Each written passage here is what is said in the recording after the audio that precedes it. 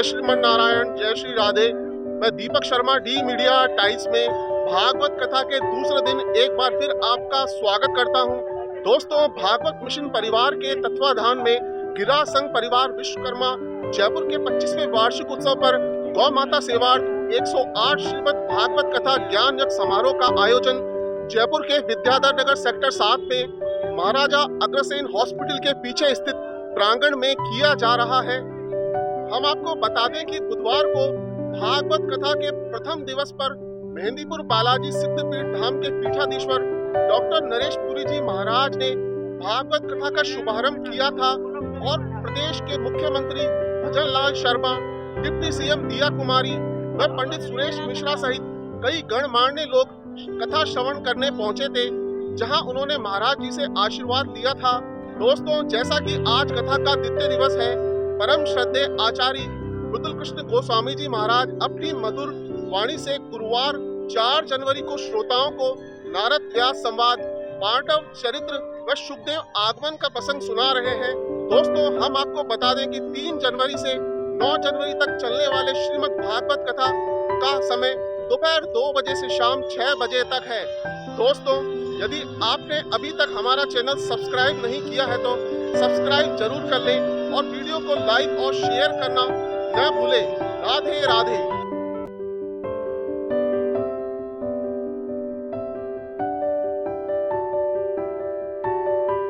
त्वं श्रीविभूषितकरान्नवनीरदाभा पीताम्बरगरुडबिम्बफला पूर्णेन्दुसुन्दरमुखादरविन्दनेत्रा कृष्णात् परं किमपि तत्त्वमहं न जाने। श्रीबांके बिहारी तेरी आरती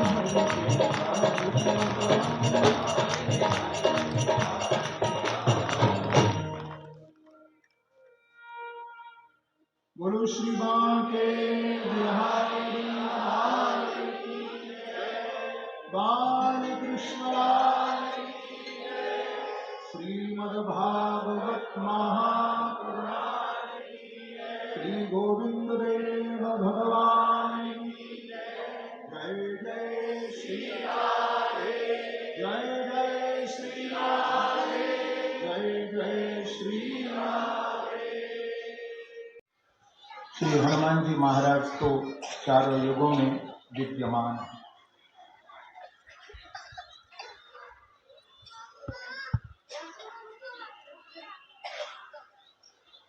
न यत्र वैकुंठ तथा सुधा पदा न साधवो भागवता तदाश्रया।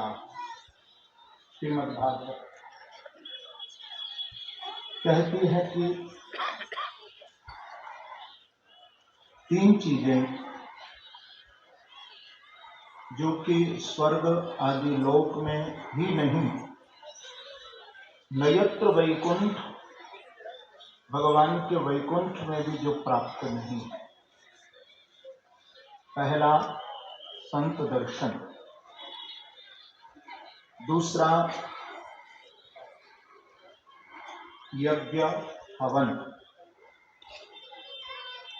और तीसरा भगवान की कथा। ये तीन चीजें स्वर्ग में भी प्राप्त नहीं, वैकुंठ में भी नहीं। न यत्र वैकुंठ तथा सुधा न साधवो भागवता तदाश्रया। यदि कहीं ये तीनों प्राप्त हैं तो इस धरा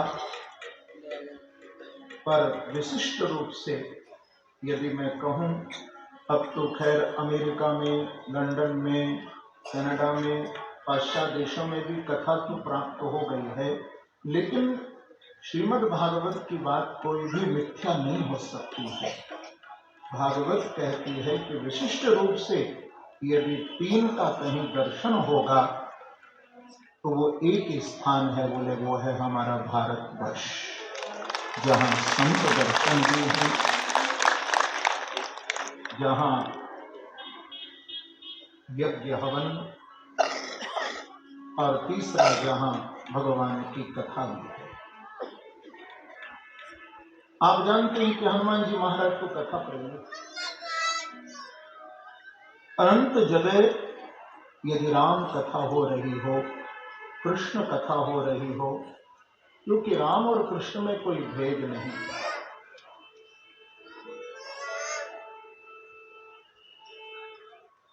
गीता के अंदर भगवान ने स्वयं अर्जुन को यह कहा है कि शस्त्रधारियों में मैं ही राम हूं।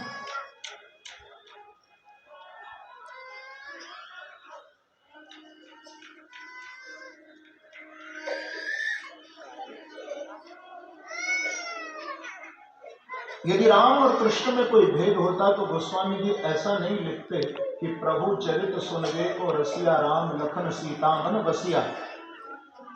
गोस्वामी जी लिखते हैं,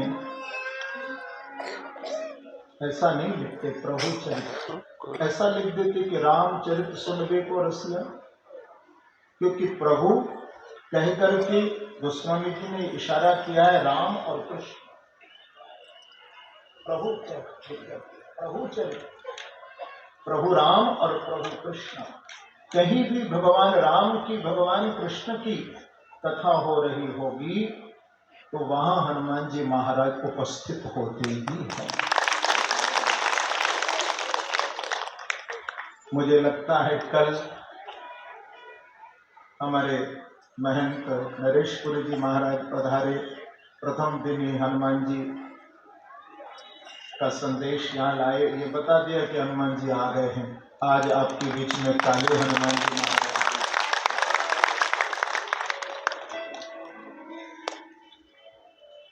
ये प्रमाणित हो रहा है महापुरुषों के, संतों के आगमन से कि हमारे मध्य में ही हनुमान जी महाराज। और हनुमान जी कथा ही नहीं सुनते, कथा तो सुनते ही हैं हनुमान जी महाराज।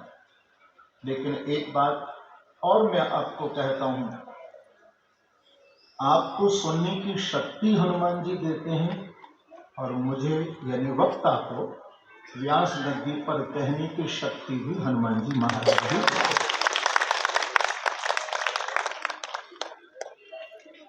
उनकी शक्ति से ही कोई बोल सकता, अन्यथा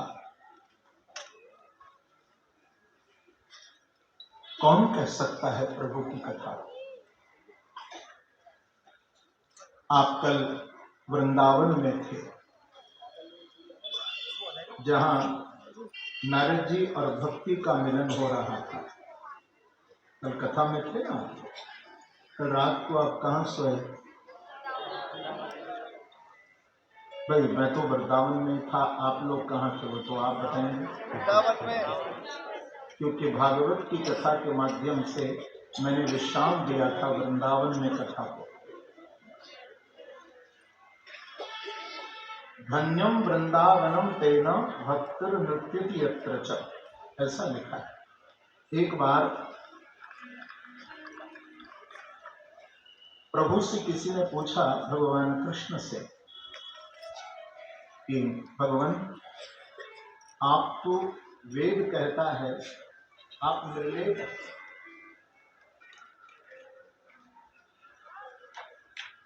आप कहीं आसक्त नहीं होते, आप तो निरासक्त भाव से, निर्लेप भाव से निवास करते हैं, तो क्या आप लक्ष्मी जी के बिना रह सकते हैं?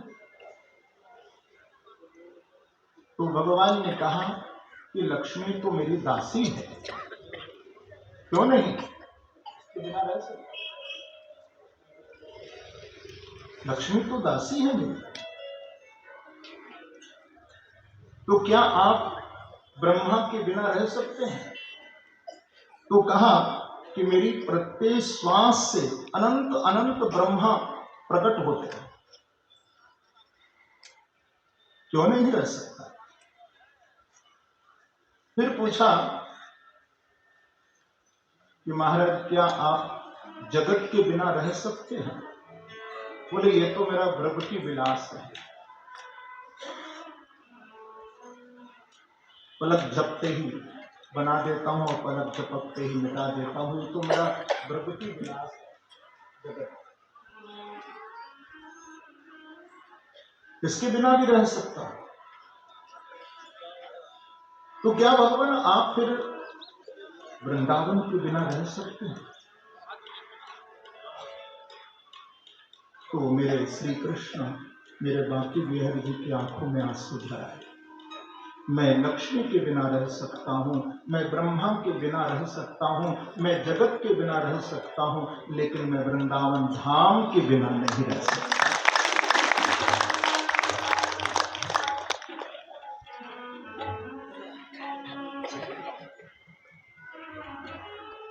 क्योंकि वृंदावन धाम है। धाम कहते हैं घर को,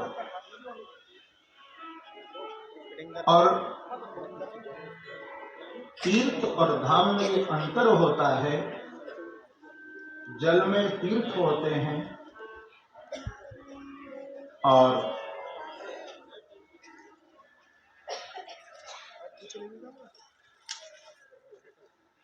जो धाम है वहां भूमि की विशेषता होती है। हम लोग गंगा जी का स्नान करने जाते हैं हरिद्वार में, काशी में। यमुना जी का स्नान करने आप वृंदावन जाते हो क्या? नहीं नहीं, सुनो, यमुना जी तो आपको आगरा में भी मिल जाएंगी, यमुना जी आपको दिल्ली में भी मिल जाएंगी, यमुना जी आपको मथुरा में भी मिल जाएंगी, वृंदावन नहीं मिले। हम वृंदावन जाते हैं तो केवल यमुना का स्नान करने के लिए नहीं जाते। हाँ, गंगा का स्नान करने के लिए आप हरिद्वार जाते हैं, क्योंकि हरिद्वार जो है वो तीर्थ है और तीर्थ की महिमा जल से है। हम गंगा का स्नान करने तीर्थ में जाते हैं, लेकिन धाम की विशेषता भूमि से है। हम वृंदावन जाते इसलिए हैं कि वो हमारे ठाकुर जी का घर है। प्रेम से कहिए, वृंदावनम प्रत्यज्य पादमेकम न गच्छति। भगवान कहते हैं कि मैं वृंदावन को छोड़ करके एक पग के लिए, एक रूप से मैं वृंदावन में निवास करता ही हूं। इसलिए धाम के प्रति संतों की बड़ी निष्ठा होती है। भक्ति ने नारद जी की वाणी को जब सुना तो नारद जी के चरणों में भक्ति ने प्रणाम किया। और ध्यान रखना, ये बात नारद जी भागवत में बोल रहे कि वृथा खेद यसे बाले अहो चिंता तुरा कथम श्री कृष्ण चरणा। नारद जी कह रहे हैं भागवत में श्री भक्ति महारानी को, और ये हम सबको नारद जी संकेत कर रहे हैं कि जो ठाकुर जी के चरण कमल की भक्ति करते हैं, ठाकुर जी के चरणों का ध्यान करते हैं, उनके नाम का गान करते हैं, उनके रूप का ध्यान करते हैं, जो ठाकुर जी से सच्चा प्रेम करते हैं, भैया नारद जी कहते हैं उनके जीवन में यदि कोई दुख आ रहा हो, कोई कष्ट आ रहा हो, कोई संकट आ रहा हो, तो दुखम गमिष्यति, उनका दुख लौट जाता है। जो ठाकुर जी के चरण कमल का ध्यान करते हैं, ऐसा प्रेम करो ठाकुर जी।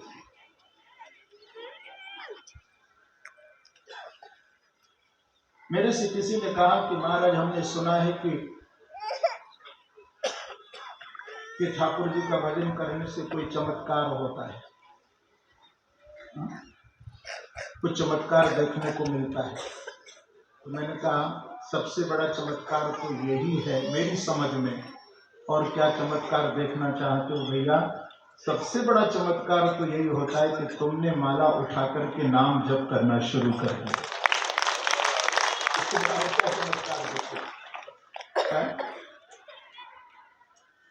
मैं हमेशा एक बात कहा करता हूं कि जो ठाकुर जी का भजन करते हैं, भक्ति का प्रसन्नता और अप्रसन्नता से कोई संबंध नहीं है। आप किसी भी स्थिति में है वहां स्वीकारोक्ति ही भक्ति, वो प्रेम है ठाकुर जी के लिए।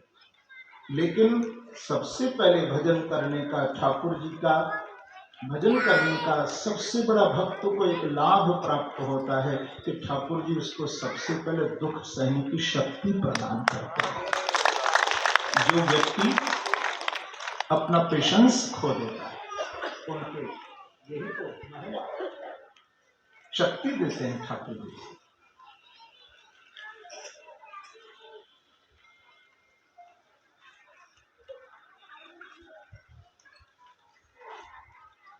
आप ये मत सोचना कि हम ठाकुर जी से कुछ मांगे नहीं, मैं ऐसा नहीं कहता, क्योंकि भागवत में दोनों ही बात कही है, सकाम और निष्काम दोनों बातें आई हैं। लेकिन ये भी मैं कहता हूं कि भैया देखो, आप यदि सौदा ही करने चले हो तो नुकसान वाला सौदा क्यों करते हो? जिसमें नफा हो ऐसा सौदा करो ना।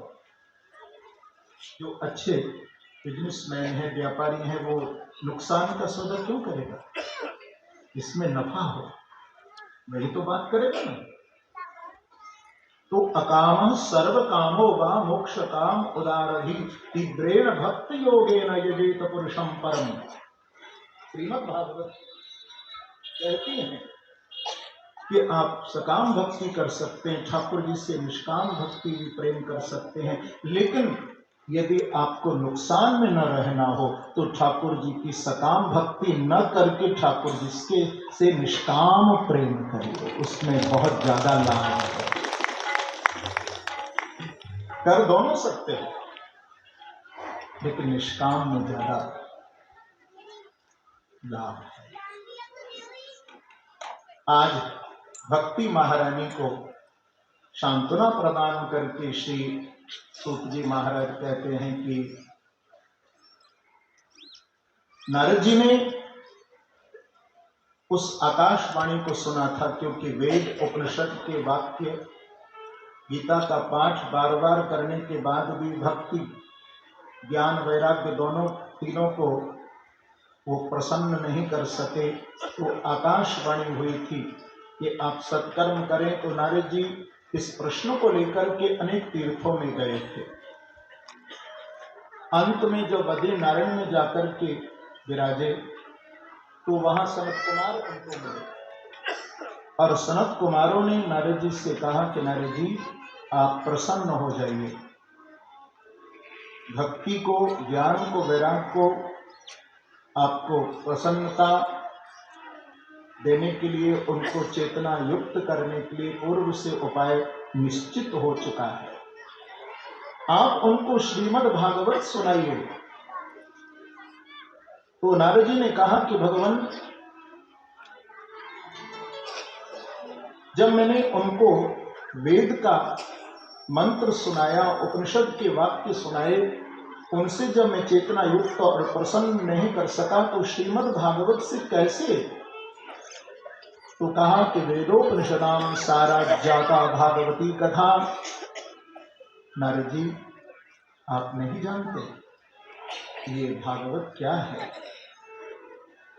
ये वेद रूपी कल वृक्ष पर एक फल लगा है, निगम कल्प तरोर गलितम फलम सुख मुखार्दंगत द्रव संयुतम पिबत भागवतम रसमालयम मुहुरहो रसिका भुवि भावुका। निगम कल्प तरोर गलितम फलम, निगम माने वेद, उस वेद रूपी कल वृक्ष पर भागवत रूपी फल लगा है। जैसे कोई व्यक्ति, यहाँ उदाहरण दिया जा रहा है कथा में, भागवत में, कि आम के पेड़ के नीचे खड़ा हो और फल ऊंचा लगा हो,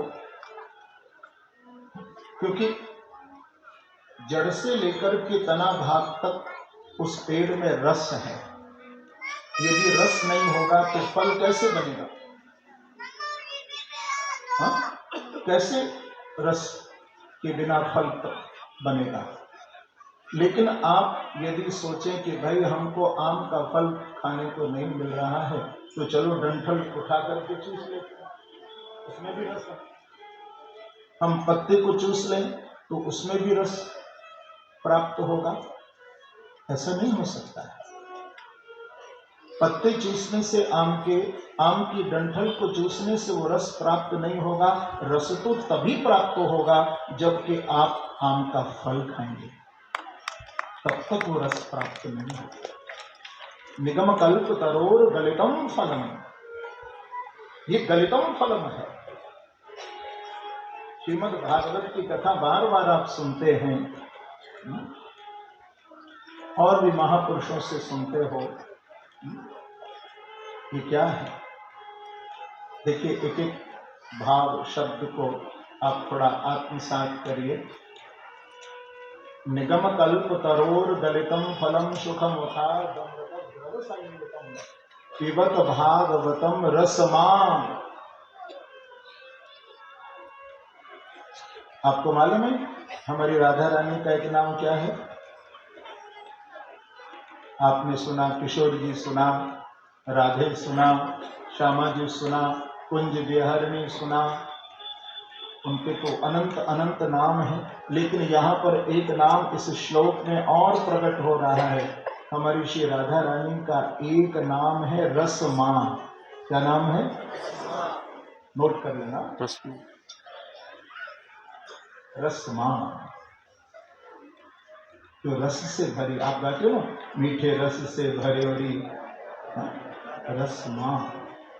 रसमां, ये हमारी किशोर जी का नाम रसमां, जिसमें वो रस भरा हुआ है। श्रीमद् भागवत की ऐसी कोई कथा नहीं जिस कथा को सुनकर के आप ये कह दें कि भैया ये कथा सुनने योग्य नहीं है। नहीं, आगे सुनाइए महाराज। भागवत का प्रत्येक प्रसंग श्रवणीय है, प्रत्येक प्रसंग चिंतनीय है, प्रत्येक प्रसंग अनुकरणीय है, जीवन में उतारने योग्य।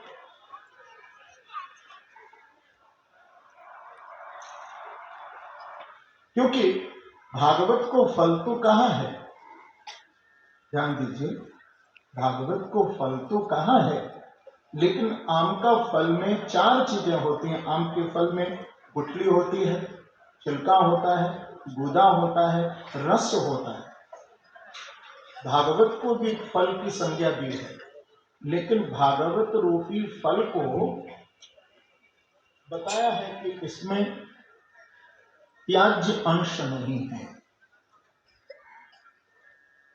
कोई भी फेंकने वाली वस्तु नहीं है, निकालने वाली वस्तु नहीं है भागवत में।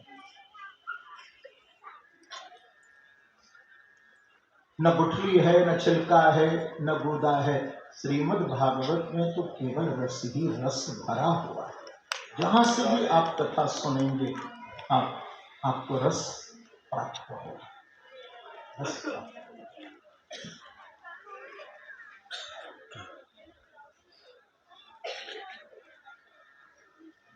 आज नारद जी महाराज की शंका का निरूपण जब किया तो नारद जी सनत कुमारों से कहते हैं कि भगवान, आप जैसा वक्ता हमें कहां मिलेगा,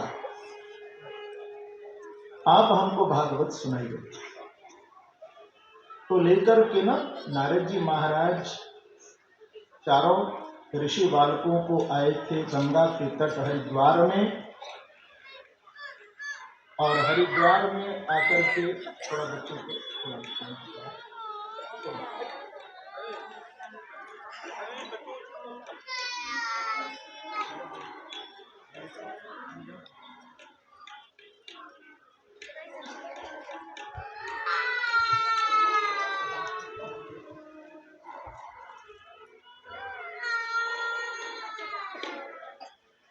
गंगा के तट पर एक ऊंचा सिंहासन लगा दिया और चारों ऋषि बालक विराजे। नारद जी श्रोता बनकर के बैठे और भागवत की कथा का प्रारंभ हुआ कि सदा सेव्या श्रीमद्भागवती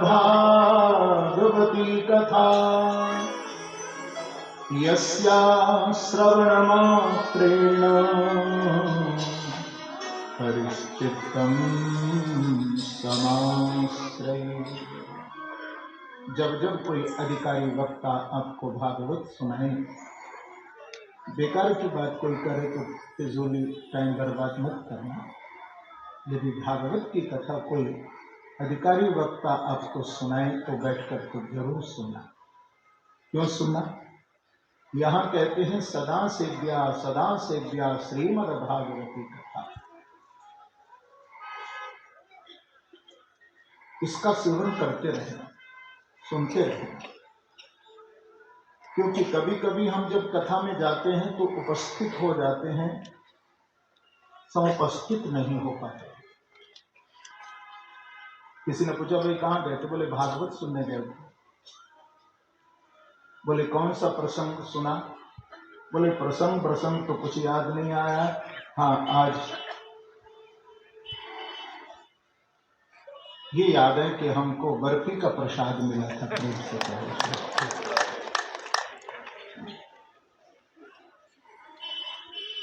बर्फी मिली।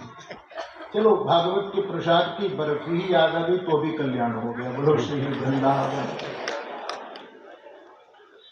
कभी कभी तो लोग प्रसाद लेने आते, अच्छी बात है, प्रसाद भी तो ठाकुर जी का ही है ना, वो कोई बात बिल्कुल।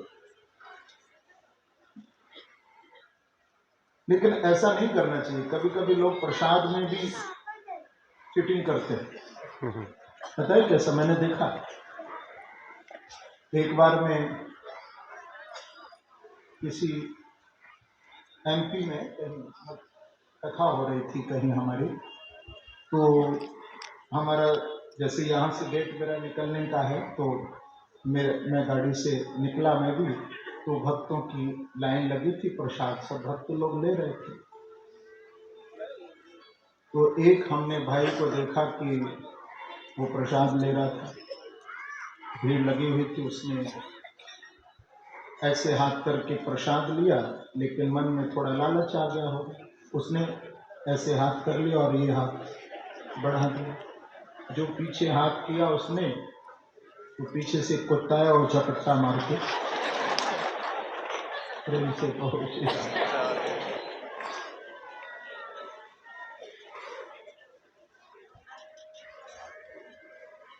चीटिंग मत करो। प्रसाद दूसरे के लिए भी रखो। प्रसाद सबको बांट करके लेना चाहिए। अगर किसी को प्रसाद ना मिले और आपके पास प्रसाद हो, प्रसाद बट गया हो, तो आप अपने प्रसाद से उसको दे देना। ये प्रसाद की महिमा है।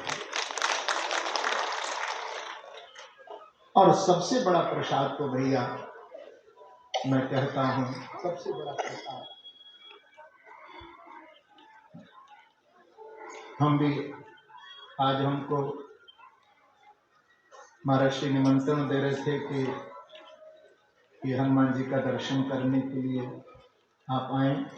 बाकी निमंत्रण तो मैं शायद नहीं जा पाता हूं, क्योंकि मेरे अनुष्ठान भी साथ साथ चलते रहते हैं, लेकिन हम श्री काले हनुमान जी का दर्शन करने जरूर आए।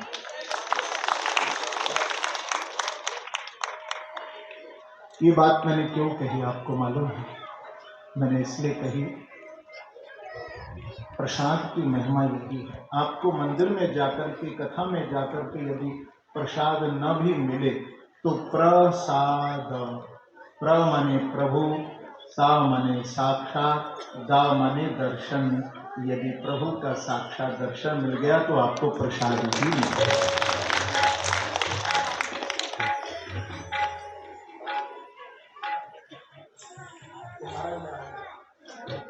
आपने इतने प्यार से मुझे, आप जब कह रहे थे तो मुझे लग रहा था कि हनुमान जी बुला रहे हैं तुम्हें अवश्य।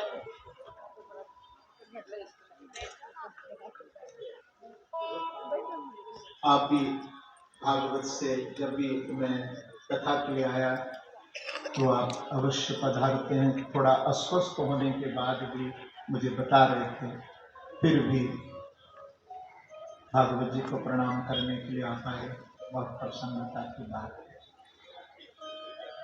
कैसा भी कोई पापी से पापी जीव क्यों न हो, एक बार जब श्रीमद् भागवत का श्रवण करता है निष्ठापूर्वक, तो यहाँ सनत कुमार कहते हैं, भैया सप्ताह यज्ञेन कलौ पुनन्तिते, सप्ताह की कथा श्रवण करने से उसके पापों का क्षय होता है।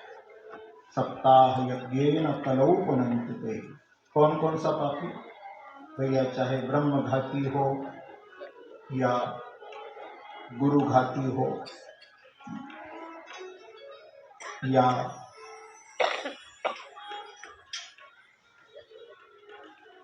यहाँ पर पंचोग्र पाप की बात है।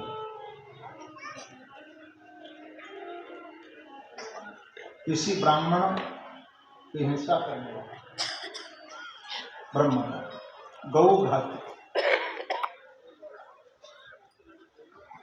तीसरा मद्यपानी, चौथा चोरी कर्म करने वाला,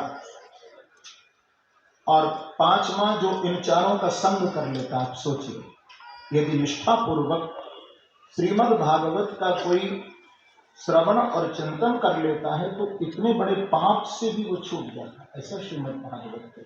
आप सोचिए। लेकिन आप लोग कहेंगे कि महाराज फिर तो पाप भी करो, इधर कथा सुन लो। नहीं, ऐसा नहीं, ऐसा नहीं।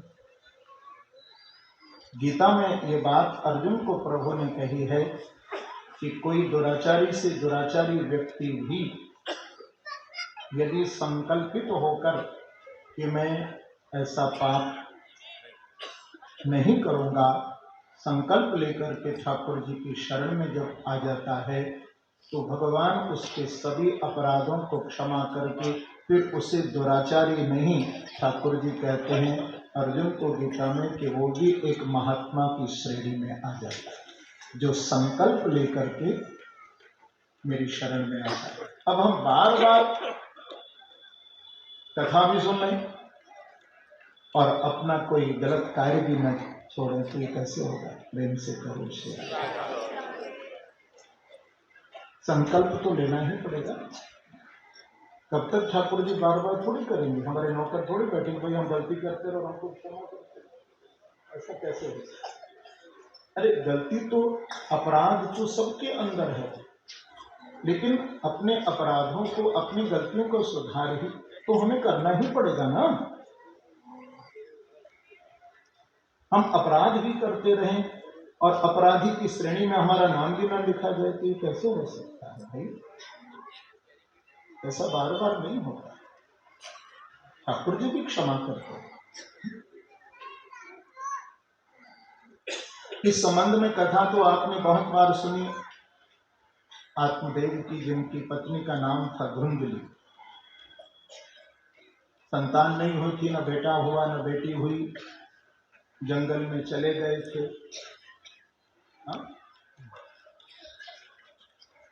और संत मिले थे। संत ने कहा था कि सप्त जन्मा अवधि कबा पुत्रो नहीं बचा, नहीं बचा, ऐसा कहा था। जब रोने लगे, एक आम का फल देकर के कहा कि अपनी पत्नी को खिलाना। लेकर के जब घर आए, पत्नी धुंधली को फल दिया। थी तो धुंधली ना, प्रेम से कहो श्री राधे, धुंधली थी ना, स्ववाक्य स्थापिका। ऐसा कहते हैं कि अपने पति के विपरीत चलने वाले, स्ववाक्य माने अपनी बात रखने वाले। यदि पति कहता है कि भाई मैं आज शाही पनीर बना, तो कहती नहीं, तबीयत ठीक नहीं है, लौकी की सब्जी खिलाऊंगी, प्रेम से कहो से। अब भाई पत्नी तो स्वास्थ्य का ख्याल रखेगी ना। पर यहाँ सौभाग्य स्थापिका कहकर के ये बताया है कि अपनी बात रखती थी, पति चाहे कुछ भी बोले पर मैं जो कहूंगी वही होगा, मेरी ही चलेगी। एक बार ना वो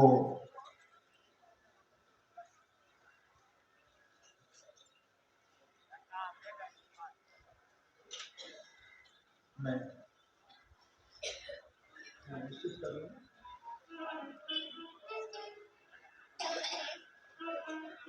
तो हुआ ये था कि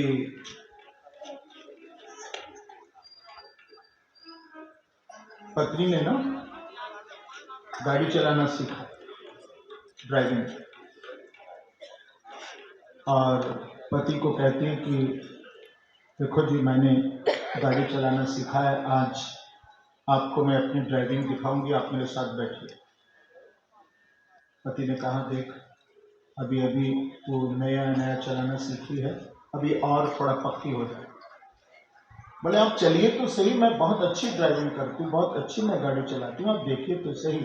बार बार जब पति को जोर देने लगी तो पति ने कहा सुन, जाएंगे हम कार में और आएंगे कल अखबार में।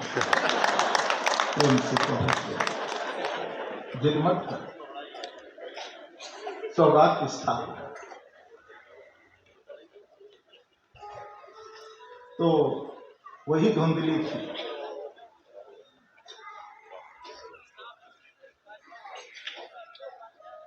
जब फल दिया, फल तो खाया नहीं।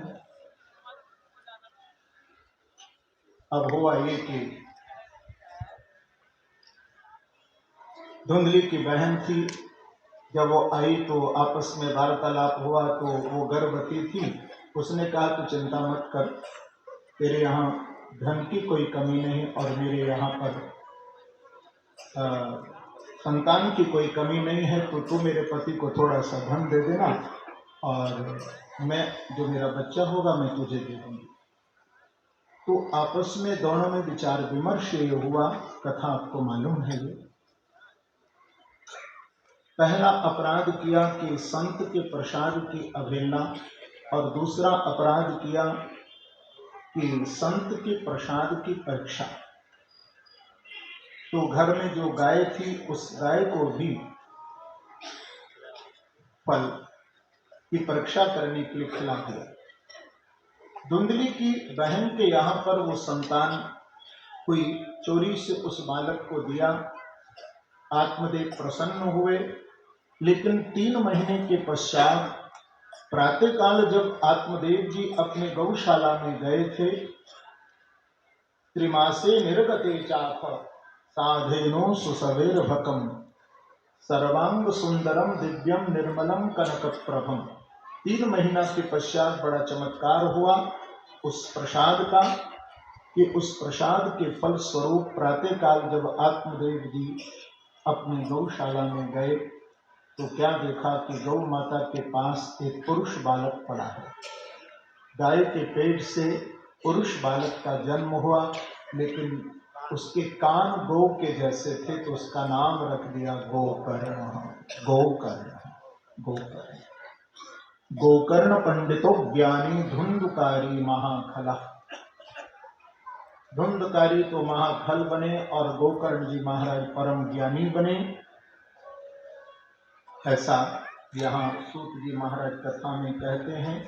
दोनों ही बड़े हुए, लेकिन दोनों की संगत अलग थी। इसलिए श्रीमद् भागवत कहती है कि भैया अपनी संगत, अपनी उठक बैठक अच्छे लोगों के साथ हमें करना चाहिए, क्योंकि जैसा संग व्यक्ति करता है वैसा उस पर रंग चढ़ता ही है। कितना भी व्यक्ति बचना चाहे नहीं बच सकता है। आप किसी मद्यपान करने वाले का संग करेंगे, एक दिन नहीं पिएंगे, दूसरे दिन नहीं पिएंगे, आपको तीसरे दिन पीना पड़ जाएगा। लेकिन किसी आप सत्संगी का, अच्छे विचारवान व्यक्ति का संग करेंगे तो निश्चित आप मानना, एक दिन आप सत्संग में नहीं जाएंगे, दूसरे दिन नहीं जाएंगे, लेकिन तीसरे दिन आपको सत्संग में आना ही पड़ेगा। ये भागवत तो एक बहुत अच्छी बात कहती है। देखो भागवत जी कहते हैं कि भैया देखो आपको यदि कथा सुनने को ना मिले कोई बात नहीं, आपको अच्छा साहित्य पढ़ने को ना मिले तो भी कोई बात नहीं, आपको अच्छे लोगों के साथ बैठने का समय भी ना मिले तो भी कोई बात नहीं। भागवत जी का ये कहना है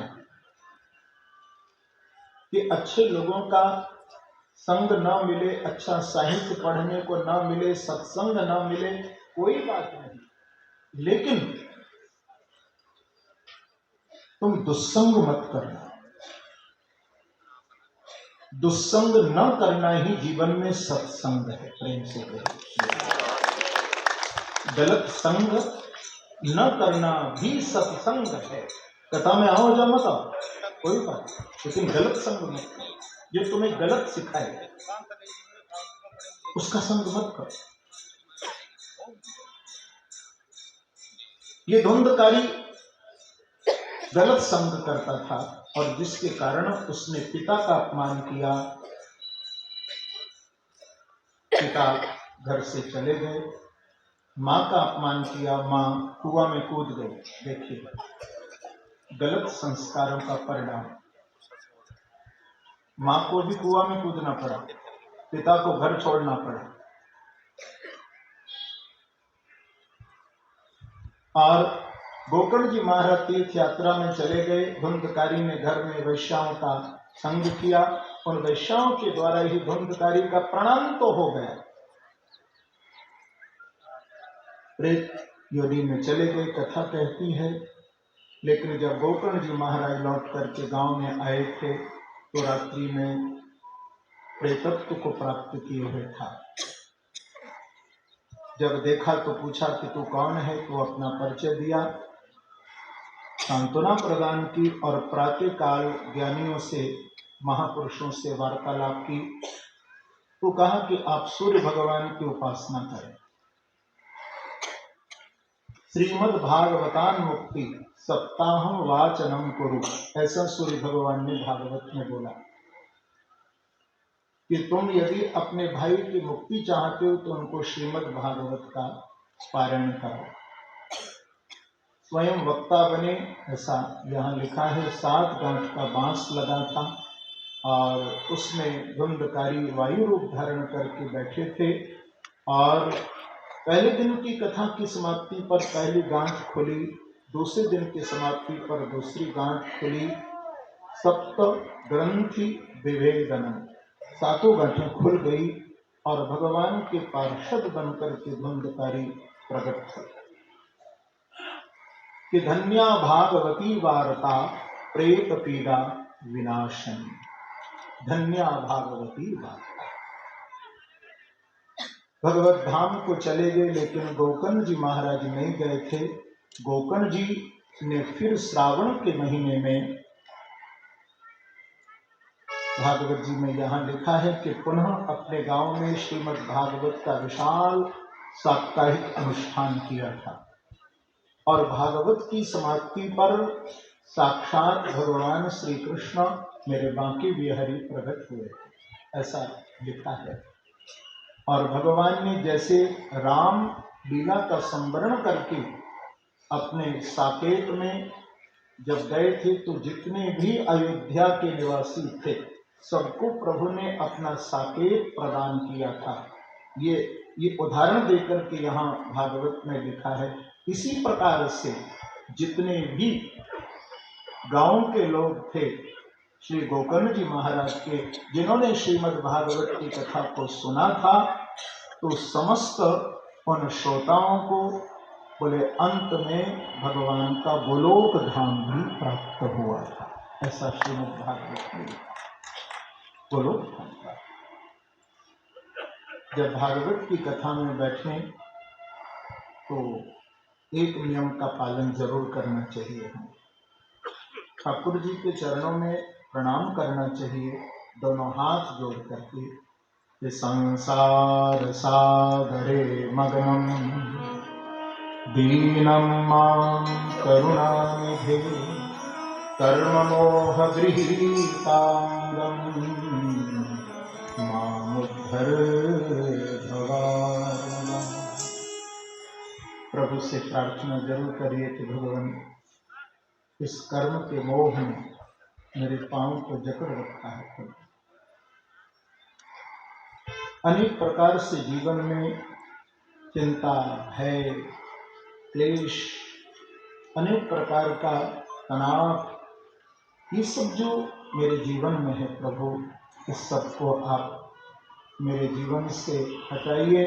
मैं आपके चरण कमल का ध्यान करते हुए शांति पूर्वक श्रीमद् भागवत का श्रवण करूं। बोलो श्री वृंदावन